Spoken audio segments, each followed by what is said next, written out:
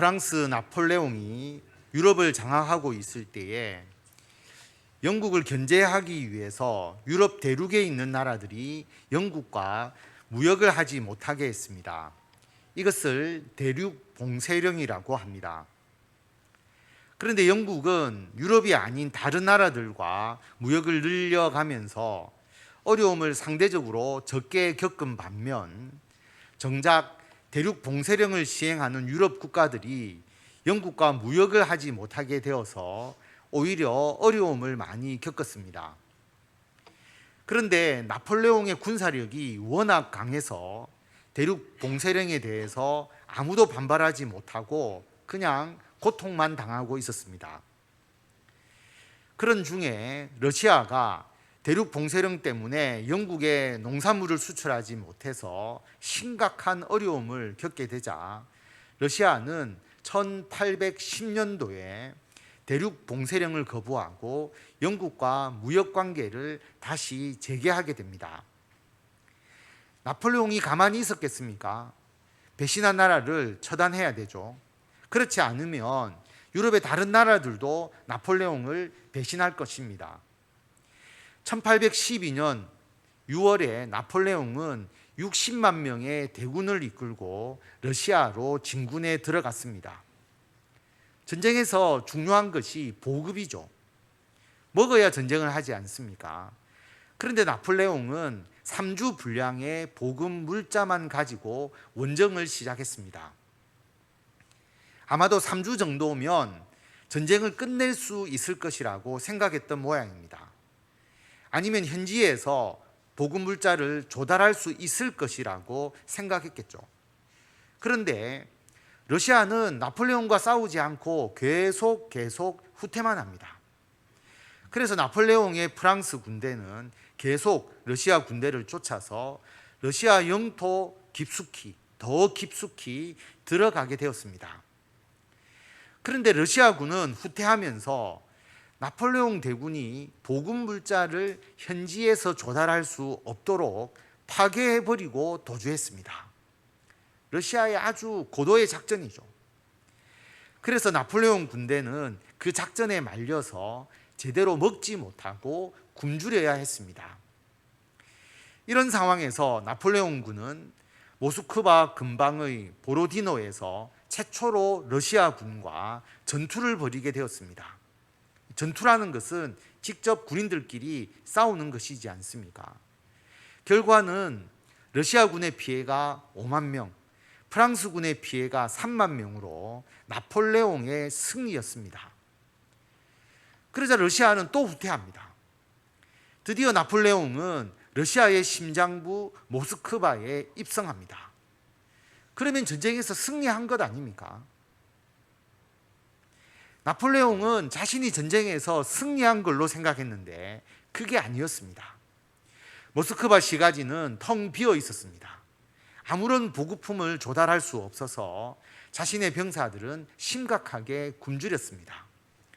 당황한 나폴레옹은 5주 동안 모스크바에 머무르면서 러시아 황제와 협상을 시도하였지만 러시아 황제는 나폴레옹의 그 어떠한 제의도 거부했습니다. 6월에 시작된 전쟁이 겨울이 되고 러시아에서 겨울을 맞이하게 되자 겨울을 지내는 것에 전혀 준비가 되어 있지 않았던 나폴레옹은 그제서야 후퇴를 명령합니다. 기나긴 후퇴의 행렬이 시작되었습니다. 불행하게도 그 해에는 겨울이 일찍 찾아와서 후퇴하는 나폴레옹의 군대를 사정없이 괴롭혔습니다. 더욱이 러시아군이 도처에서 무기력한 프랑스군을 습격하여서 엄청난 인명 손실을 가져왔습니다. 나폴레옹의 러시아 원정의 결과는 참혹했습니다. 분명히 전투에서는 이겼습니다. 그런데 전쟁의 최종 결과는 나폴레옹의 60만 명의 원정군 중에서 40만 명이 죽고 10만 명이 포로가 되었습니다. 역사상 최고의 군대임을 자랑하던 나폴레옹의 대군은 거의 전멸하다시피 하였습니다. 나폴레옹의 러시아 원정 실패 소식에 지금까지 숨죽이고 지내던 다른 국가들이 반 나폴레옹의 기치를 높이 들었습니다. 나폴레옹은 라이프치히 전투에서 다시 동맹국들에게 패배하게 되고 황제에서 폐위되어서 엘바 섬에 유배되었습니다. 나폴레옹의 러시아 원정의 실패는 유럽 역사에서 엄청난 전환점이 되었습니다. 나폴레옹은 분명 전투에서는 이겼는데 러시아를 차지하지 못하고 결국은 패배한 전쟁, 자신의 모든 것이 몰락해버린 비참한 결과를 맞이했습니다.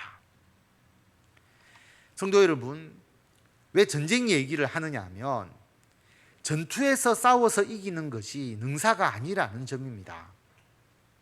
나폴레옹은 분명히 전투에서는 이겼습니다. 전투에서 계속 이기면서 모스크바까지 전진했는데 결국 전쟁에서는 졌습니다. 전투에서 이긴다고 최종적으로 전쟁에서 이기는 것이 아닙니다. 전투에서 이긴다고 나라를 차지하는 것도 아닙니다. 전쟁에서 이기려면 전투에서 이겨서 차지한 나라를 통치하고 다스릴 수 있어야 합니다.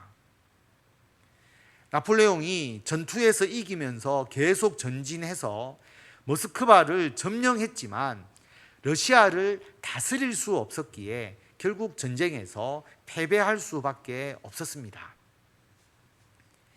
일시적으로 전투에서 승리할 수는 있지만 지속적으로 보급품을 조달하고 점령한 영토를 자기 것으로 완전히 만들어서 다스리지 못하면 결국 그 나라를 차지하지 못하고 전쟁에서 패배하게 됩니다. 여러분, 우리도 영적 전쟁을 합니다.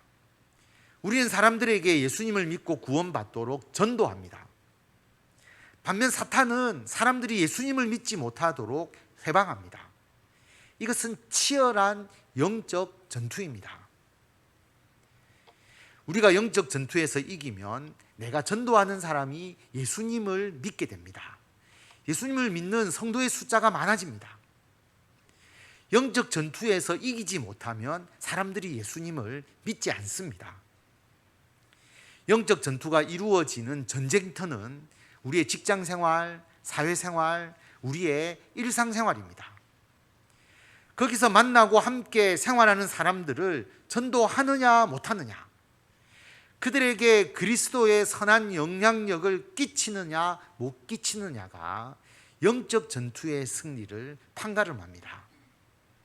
닭이 계란을 품어서 부화를 시키려면, 병아리로 만들려면 21일을 품어야 합니다. 그리고 온도가 36도에서 39도 정도를 유지해야 된다고 합니다. 한 사람이 전도가 되려면 복음을 들어야 되고 그리스도의 선한 영향력을 받아야 합니다. 계란을 품듯이 한 사람의 심령이 복음과 그리스도의 선한 영향력으로 품어져야 비로소 예수님을 믿게 됩니다. 한 사람이 전도될 때까지 어떻게 단 한 사람으로부터만 복음을 듣고 단 한 사람으로부터만 영향력을 받겠습니까? 그렇게 될 수는 없겠죠. 마치 여러 명의 암탉이 계란 하나를 돌아가면서 품듯이 여러 그리스도인들이 일상생활을 하면서 돌아가면서 한 사람에게 복음을 전하고 그리스도의 선한 영향력을 끼치게 됩니다. 그러다 보면 그 사람이 어느 순간 예수님을 믿게 됩니다.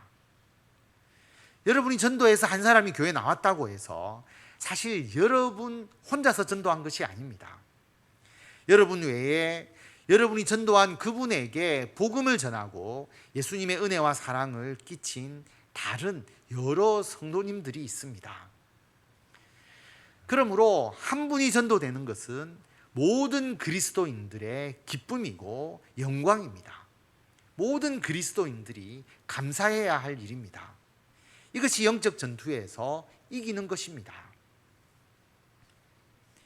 마가복음 4장 12절에 보면 말씀이 길가에 뿌려졌다는 것은 씨 뿌리는 비유죠. 말씀이 길가에 뿌려졌는데 말씀을 들었을 때 사탄이 즉시 와서 그들에게 뿌려진 말씀을 빼앗는 것이요. 말씀이 길가에 뿌려지니까 새들이 와서 그 말씀을 먹어버리는 겁니다. 뿌리 내리기 전에.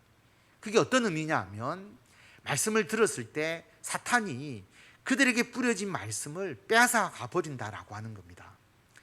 우리는 전도하면서 사람들의 심령에 하나님의 말씀을 뿌리는데 사탄은 그 사람으로부터 말씀을 빼앗아 버립니다.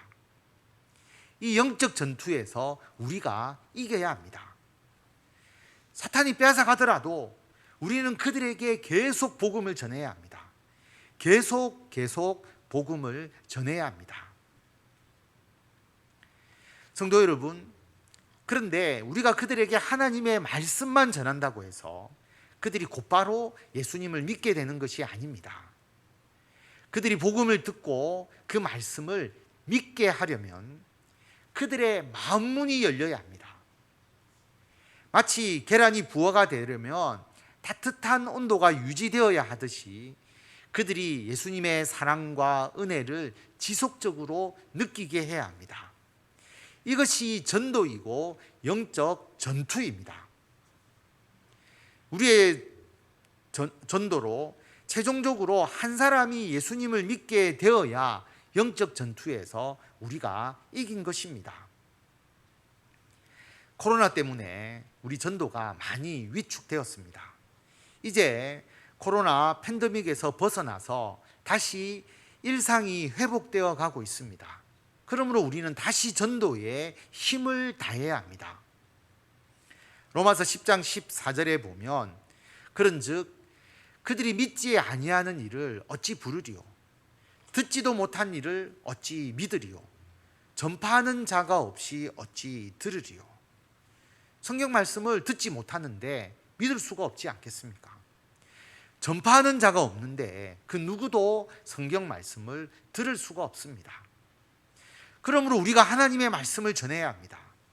말씀만 전하는 것이 아니라 예수님의 사랑으로, 예수님의 은혜로 그들을 감싸 주어야 합니다. 우리가 이 영적 전투를 결코 회피해서는 안 됩니다. 우리의 일상생활에서 이루어지는 이 전투에서 승리하지 않으면 영적 전쟁에서도 절대로 결코 이길 수 없습니다. 성도 여러분, 코로나 팬데믹의 공포에서 점점 벗어나는 이 시점에서 다시 우리는 우리의 사랑하는 가족, 친구, 직장 동료, 우리의 이웃들에게 복음을 전합시다. 그들에게 예수님의 사랑과 은혜를 베풀어서 그리스도의 선한 영향력을 나타냅시다. 일상생활에서 이루어지는 영적 전투에서 승리하시는 저와 성도 여러분이 되시기를 바랍니다. 그런데 여러분, 전투에서 이겼다고 전쟁에서도 이기는 것이 아닙니다. 전투에서 이겼다고 나라를 차지하는 것도 아닙니다. 영적 전투는 종이 뒤집기 게임과 같습니다. 내가 종이를 뒤집어 놓으면 또 다른 사람이 그 종이를 다시 원상복구시키는 거죠. 누가 더 많은 면적에서 그 종이를 뒤집느냐 하는 게임이 종이 뒤집기 게임이지 않습니까? 마찬가지로 우리가 전도에서 예수님을 믿은 사람의 수가 이전보다 늘어났다고 해도 최종적으로 하나님의 나라가 확장되는 것이 아닙니다.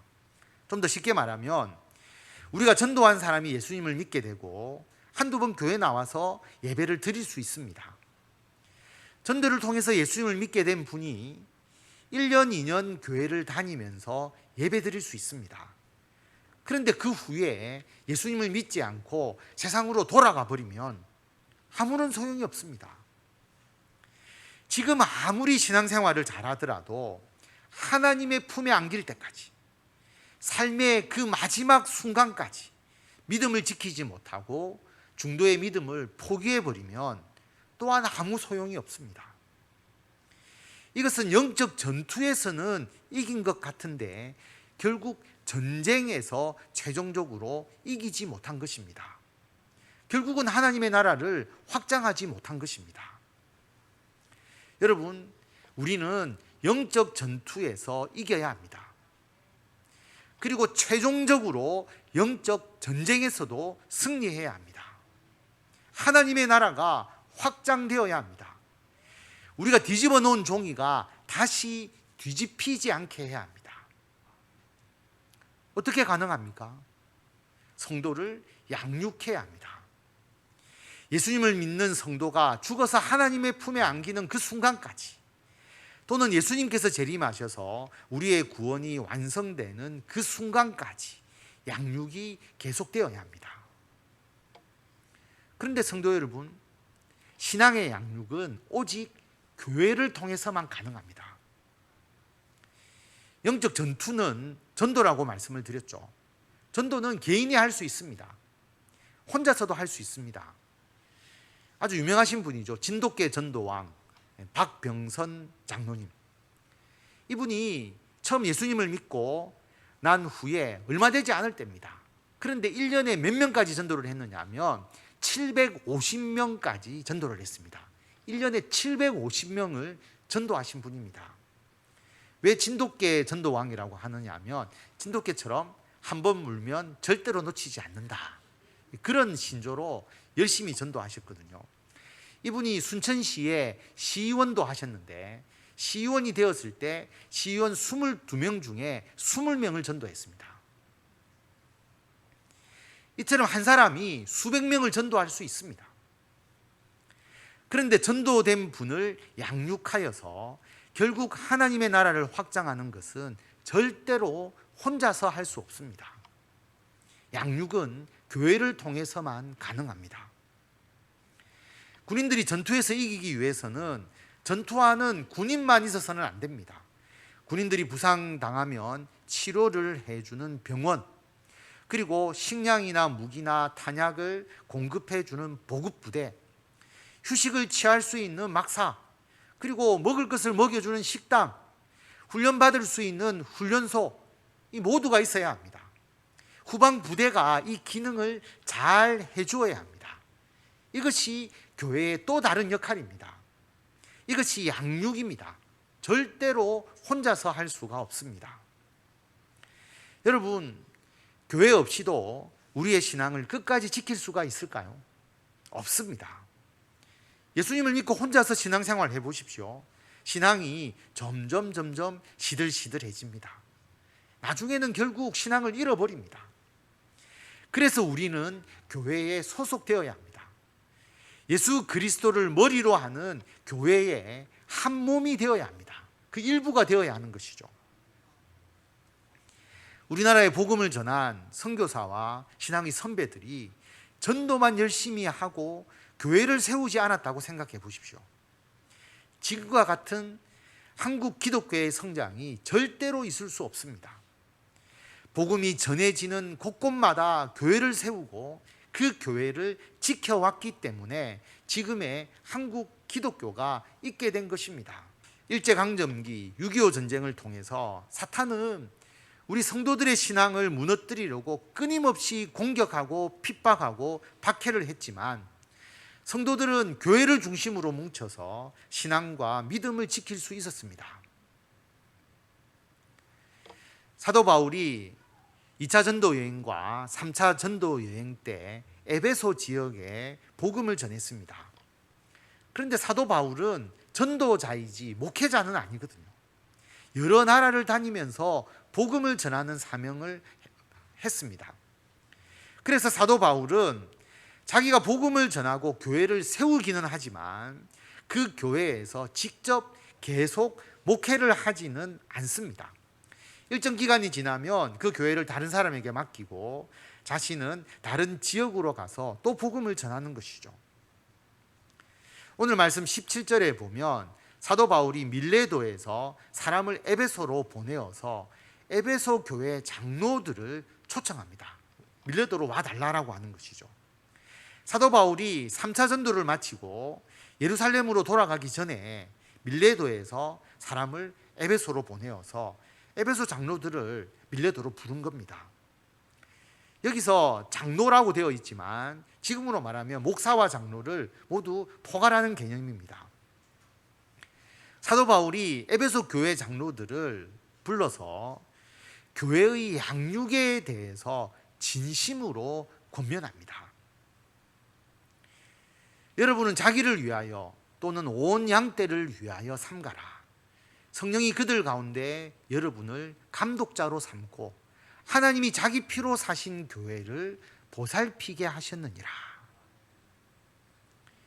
여기서 여러분은 하는 여러분은 에베소 교회의 장로를 의미하죠. 그런데 여러분, 교회를 보살피는 사명을 받은 분이 목사와 장로뿐입니까? 아니지 않습니까? 우리 모두가 사명을 받았습니다. 우리 모두가 교회를 이룹니다. 우리 모두가 교회를 이끌어갑니다. 우리 모두가 교회의 감독자입니다. 이 감독자라는 것이 마치 감독하고 지배한다는 그런 의미가 아닙니다. 감독자라는 이 원래의 의미는 예수님께서 자기 피로 세우신 교회를 보살피는 직분입니다. 교회가 건물의 의미가 아니잖아요. 교회를 보살피는 것이 건물을 관리한다는 의미도 아니지 않습니까? 교회를 보살피는 것은 양무리를 먹이고 인도하고 돌보는 것을 말합니다. 이것을 한마디로 말하면 양육입니다. 성도를 양육하는 것, 이것은 우리 모두의 사명입니다. 여러분, 누가 우리에게 교회를 보살피는 사명을 맡기셨습니까? 오늘 말씀을 보면 성령께서 우리에게 사명을 맡기셨습니다. 여러분, 호텔에서 숙박을 하면 여러분이 호텔을 보살핍니까? 보살피지 않죠. 호텔은 한 번 이용하면 끝입니다. 잠시 숙박을 위해서 이용하는 곳이 호텔입니다. 그런데 교회는 그렇지 않습니다. 물론 요즘 일부 성도들이 교회를 내가 잠시 예배만 드리는 처소로 이용하고자 하는 경향이 있는 것도 사실입니다. 교회가 예배를 위해서 잠시만 들르는 곳이라면 좋은 호텔을 찾듯이, 가성비 좋은 호텔을 찾잖아요. 그것처럼 편한 곳을 찾습니다. 서비스가 좋은 곳, 교회의 선택 기준으로 삼겠죠. 마치 교회의 이용자와 같은 마음이 됩니다. 그런데 예수님은 우리를 교회의 감독자로 세우셨습니다. 교회를 보살피는 자로 세우셨습니다. 그래서 우리 모두는 우리 교회를 보살피는 마음을 지금 가지고 있습니다. 우리는 우리가 교회를 위해서 일할 수 있는 것이 무엇인지를 먼저 생각하고 그것을 행합니다. 코로나 때문에 우리 교회에서 언제 점심 식사가 중단되었는지를 제가 주부를 통해서 쭉 찾아보니까 여러분, 언제부터 식사가 딱 중단되었느냐 하면 2020년 3월 1일 주일부터 교회 식사가 중단됐습니다. 계산해 보면 2년 8개월간 식사가 중단된 겁니다. 이제 11월부터 우리가 다시 식사를 재개할 예정입니다. 근데 여러분, 주방 봉사가 결코 쉽지 않습니다. 제가 목사가 되기 전에는 주방 봉사가 힘든지 몰랐어요. 저도 교회 가서 밥만 먹고 왔기 때문에 과정을 모르니까 쉬운 건지 어려운 건지 몰랐는데, 제가 목회를 하면서 주방 일을 함께 하고 김장도 해보고 이래 하니까 이게 쉬운 일이 아니구나 라는 것을 깨달았습니다. 특히 다른 교회도 마찬가지지만 코로나로 2년 이상을 쉬다가 다시 식사를 준비하는 것이 쉽지 않습니다. 매우 어려운 일입니다. 그런데 주일 예배 후에 모든 성도들이 함께 식사를 나누는 것은 성도들의 교제에서 매우 중요합니다. 집에 혼자 계시는 분은 일주일에 한 번 교회에 와서 성도들과 식사하는 것이 큰 기쁨이기도 합니다. 그러므로 교회 식사 봉사는 교회의 중요한 봉사이고 성도들을 양육하는 일이기도 합니다. 지난주에 우리 교회 모든 여자 집사님들이 다 모이셔서 조를 나누어서 주방 봉사를 하기로 하셨다는 소식을 들었습니다. 여러분, 어떻게 모든 여집사님들께서 다 주방 봉사에 참여할 수 있느냐? 이게 쉬운 게 아닙니다. 그렇게 할 수 있는 교회가 몇 교회 되지 않을 겁니다. 주방 봉사가 어렵고 힘든 일이지만 교회를 보살피고 교회의 양육을 성령께서 주신 사명으로 믿기 때문에 가능한 일입니다. 이제는 남자 성도님들이 설거지에 동참하는 일이 남았죠. 우리 또 잘하시니까 언제든지 또 남자 성도님들도 도와드립니다. 오늘 예배 드리시는 분들 중에 우리 교회에 구경꾼과 같은 분들은 한 분도 없습니다. 모두 내가 우리 교회를 보살피겠다는 마음을 가지고 있습니다. 우리 교회가 얼마나 귀한 교회입니까? 하나님께서 피로 주고 사신 교회입니다. 하나님의 아들 예수님의 십자가 보혈로 세워진 교회입니다. 예수님의 피이지만 얼마나 귀한 피인지 하나님이 자기 피로 사신 교회라고 오늘 말씀에서 기록되어 있습니다. 이 귀한 교회를 보살피고 성도를 양육하는 사명을 성령께서 저와 여러분에게 주셨습니다. 우리가 할 수 있는 작은 일 하나라도 봉사하고 성도들을 섬기는 것이 교회를 보살피는 일이고 성도들을 양육하는 일입니다. 이것이 영적 전쟁에서 승리를 가져오게 하는 교회의 놀라운 힘과 능력입니다. 우리가 교회를 보살피면 누가 좋을까요? 교회는 전투하는 군인을 위한 후방기지의 역할도 한다고 말씀을 드렸습니다. 그래서 교회를 보살피면 우리가 신앙을 지키는데 큰 도움을 받습니다. 그러므로 우리가 교회를 보살피면 제일 먼저 우리가 좋습니다. 우리는 우리 자신을 위해서 교회를 보살펴야 합니다. 뿐만 아니라 우리가 교회를 보살피면 우리 교회에 속한 모든 성도들이 신앙생활에 큰 도움을 받습니다. 그리고 앞으로 우리 교회에서 신앙생활을 할 다음 세대들도 우리 교회를 통해서 신앙에 큰 도움을 받습니다. 즉 우리는 오늘 말씀처럼 자기를 위해서 그리고 온 양떼를 위해서 교회를 보살핍니다. 그럼 우리가 어떻게 교회와 성도를 보살펴야 합니까? 다음 주에도 계속해서 우리가 교회를 보살피는 것에 대해서 제가 말씀을 전할 것입니다. 오늘은 18절, 19절 말씀을 보면 아시아에 들어온 첫날부터 지금까지 내가 사도 바울이 항상 여러분 가운데서 에베소 교회 그 성도들 가운데서 어떻게 행하였는지를 여러분도 잘 알 것이다. 사도 바울이 에베소 교회 성도들을 어떻게 양육했느냐? 곧 모든 겸손과 눈물이다. 교회를 보살피는데 가장 필요한 것이 겸손과 눈물입니다. 교회는 권위와 힘으로 일하지 않습니다. 교회 일은 겸손함과 눈물로 하는 것입니다. 우리가 겸손해야만이 교회 봉사를 할 수 있습니다. 교만한 사람은 절대로 교회에서 봉사를 할 수가 없습니다. 자신을 과시하거나 드러내기 위해서 교회 봉사를 하면 거기에 반드시 불협화음이 납니다. 오직 겸손한 마음으로 일할 때에 봉사가 아름다워집니다. 빌립보서 2장 3절 말씀을 보면 아무 일에든지 다툼이나 허영으로 하지 말고 오직 겸손한 마음으로 각각 자기보다 남을 낮게 여기고. 교회를 보살피면서 여러분 함께 일하시는 봉사하는 모든 분들을 나보다 낮게 여겨서 서로를 세워주셔야 합니다. 지시하듯이 하시면 안 됩니다. 항상 다른 사람을 높여주십시오. 다른 사람이 훨씬 더 잘합니다. 그러므로 항상 자신을 낮추십시오. 우리가 교회를 보살피는 봉사가 예수님의 사랑과 은혜가 충만한 일이 되어야 합니다. 그리고 눈물로 교회를 보살펴야 합니다. 눈물은 기도를 말합니다.